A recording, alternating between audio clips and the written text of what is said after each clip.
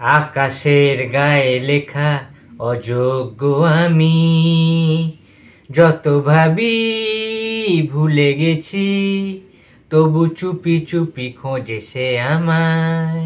কত দূরে চলে গেছি, তবু চুপি চুপি খোঁজে সে আমায়। হ্যালো ফ্রেন্ডস, আমি অর্পণ। তো আজ একটা তোমাদের খুশির খবর রয়েছে, যে খবরটা শুনে বিশেষ করে যারা প্রসেনজিৎ চ্যাটার্জির ফ্যান্স রয়েছে, যারা বুম্বাদাকে ভীষণ ভালোবাসো, তাদের জন্য তো খুবই একটা গ্রেট নিউজ আছে। তার কারণ যারা বলেছিল যারা বলেছিল যে প্রসেনজিৎ নাকি হারিয়ে গিয়েছেন, প্রসেনজিতের সিনেমার লোক দেখে না, হলে যায় না, ঠিক আছে, প্রসেনজিৎ নাকি শুধুমাত্রই শহুরে দর্শকদের জন্য সব ছবি বানাচ্ছেন, তাই জন্যই হয়তো প্রসেনজিতের সিনেমা হিট হয় না, সুপার হিট হয় না, বারবার মুখ থুবড়ে পড়ে বক্স অফিসে, ফ্লপ হয়, ডিজাস্টার হয়। তাদেরকে মোক্ষম জবাব দিয়ে দিল অযোগ্য সিনেমাটা। ইয়েস বন্ধুরা, প্রসেনজিৎ ঋতুপর্ণার ম্যাজিক্যাল সিনেমা কৌশিক গাঙ্গুলির সাথে এবং প্রসেনজিৎ ঋতুপর্ণার গিনিস বুকে রেকর্ড সৃষ্টি করা 50তম ছবি অযোগ্য, যে ছবিটা 100 দিন 100 ডেজ অতিক্রান্ত করে গিয়েছে। ইয়েস বন্ধুরা, আজকের নিয়ে 102 ডেজ, অর্থাৎ 102 দিনে কিন্তু পা রাখলো অযোগ্য সিনেমাটা। এবং এটা তো একটা এক্সক্লুসিভ অ্যান্ড গ্রেট নিউজ আমাদের জন্য, আপামর বাঙালিদের জন্য। যে বাঙালি, যে গ্রামের দর্শক, যে শহরাঞ্চলের দর্শক, যে কোটি কোটি বাঙালিরা প্রসেনজিৎ ঋতুপর্ণাকে আজকে 50তম সিনেমা করার জন্য উৎসাহ দেখিয়েছে। এত এত সিনেমা, সেটা আঘাত হতে পারে, শ্বশুরবাড়ি জিন্দাবাদ হতে পারে, আমাদের প্রচুর সিনেমা রয়েছে ঋতুপর্ণা এবং প্রসেনজিতের, জয়বাবু জিন্দাবাদ থেকে শুরু করে, ঠিক আছে, কত কত সিনেমা। প্রত্যেকটা সিনেমা, সেটা আবার উৎসবের মতো সিনেমা হতে পারে, তাই না? সে নাগ পঞ্চমী থেকে শুরু করে কত সিনেমা, নাম করা যাবে না। সেই সমস্ত সিনেমায় মানুষ দেখে তাদেরকে সেই সার্টিফিকেটটা তখনই করে দিয়েছিল। এবং সেই জুটি, কালজয়ী জুটি হিসাবে সেই স্বর্ণাক্ষরের নামটা কিন্তু বাঙালি দর্শকই তাদের স্ট্যাম্প ফেলেছিল। এবং সেই বাঙালি দর্শকই এত এত বার দেখেছেন অযোগ্য সিনেমাটা, সিঙ্গেল স্ক্রিন হল থেকে শুরু করে মাল্টিপ্লেক্সে। যে আজকে অযোগ্য সিনেমাটা 100 দিন পেরিয়ে গেছে, এখনো পর্যন্ত এতগুলি শো পেয়েছে, জাস্ট ভাবতে পারছো তোমরা? 10টার উপরে শো এখনো অবধি হোল্ড করে রেখেছে অযোগ্য। মানুষ এখনো অবধি পাগলের মতো দেখতে যাচ্ছে অযোগ্য সিনেমাটা। তার মানে কি লেভেলের ভালো বন্ডিং, কেমিস্ট্রি দেখা গেছে প্রসেনজিৎ ঋতুপর্ণা জুটির। তাদের অভিনয় বারবার মানুষের মনে দাগ কেটেছে, এটা বলতে বাধ্য হচ্ছে। এবং সবচেয়ে বড় কথা, তোমরা দেখতে পাচ্ছ সুরিন্দার ফিল্মস থেকে পোস্ট করে দেওয়া হয়েছে, সুরিন্দার ফিল্মস থেকে, এবং তারা যেটা জানিয়েছে যে একদম লেটেস্ট আপডেট, যেটা হচ্ছে নন্দন 2-তে এখনো পর্যন্ত চলছে।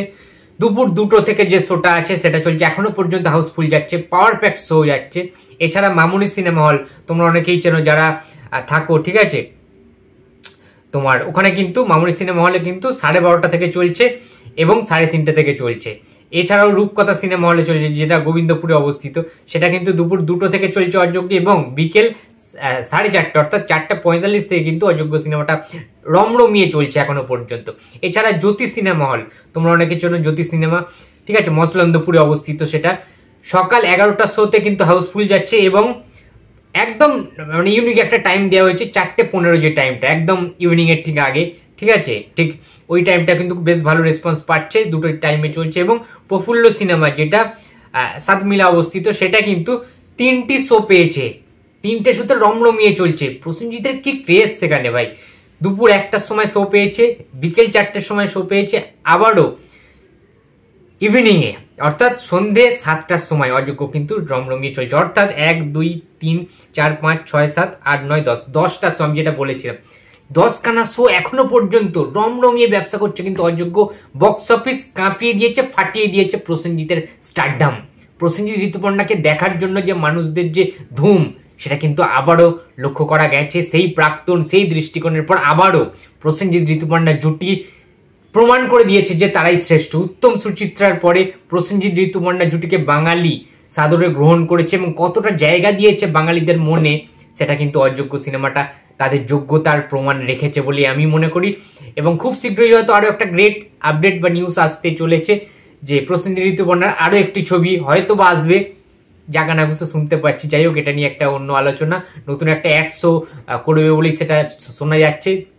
হ্যাঁ, কাল অথবা পরশু দিনকে উইন্ডোজ প্রোডাকশনের শিবপ্রসাদ নন্দিতাদির আন্ডারে কিন্তু তারা একটা অ্যাড শো, একটা কিন্তু খাবারের তেলের কিন্তু একটা অ্যাডের জন্য তারা অংশগ্রহণ করছে ইন দ্য ফার্স্ট টাইম প্রথমবার প্রসেনজিৎ ঋতুপর্ণা অ্যাড দেবেন, বিজ্ঞাপন দেবেন বা অ্যাডভার্টাইজমেন্ট কিন্তু দেবেন। তো বন্ধুরা, অযোগ্য সিনেমাটা তো সমস্ত সিনেমাকে হারিয়ে দিয়েছে, সমসাময়িক কালে রিলিজ করা, 7 তারিখ রিলিজ করা সমস্ত বুমেরাং বলি অন্যান্য সিনেমাকে।